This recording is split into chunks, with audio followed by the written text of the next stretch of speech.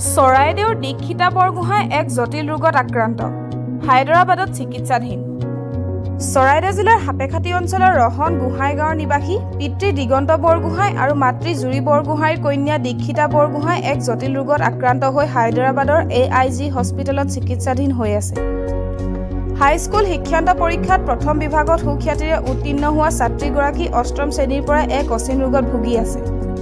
ছাত্ৰীগৰাকীক ডিব্ৰুগড় আৰু গুৱাহাটীত চিকিৎসা কৰিও সুফল নোপোৱাত কিছুদিন ধৰি হায়দৰাবাদৰ AIG হস্পিটেলত চিকিৎসা কৰি আছে আৰ্থিকভাৱে পিছপৰা পৰিয়ালটোৱে কন্যাৰ চিকিৎসাৰ বাবে হৃদয়ৱান ব্যক্তিৰ পৰা অৰ্থ সাহায্য বিচাৰিছে সেয়েহে দুৰ্ভগীয়া পৰিয়ালটোৰ কন্যাৰ চিকিৎসাৰ বাবে কোনো হৃদয়ৱান ব্যক্তিয়ে উল্লেখিত গুগল পে স্কেনাৰত আৰ্থিক সাহায্য প্ৰদান কৰিব পাৰিব চৰাইদেউৰ পৰা Ratul Gogoi report any voice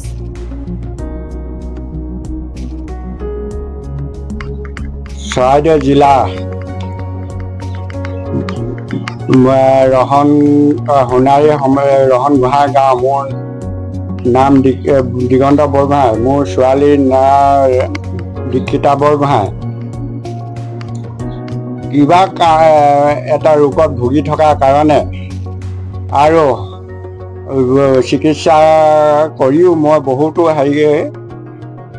সফল হ'ব পৰা নাই গতিকে কোনো ৰাইজে হৃদয়ৱান বা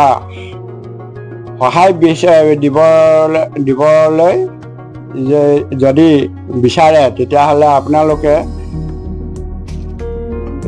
নাম্বাৰ বা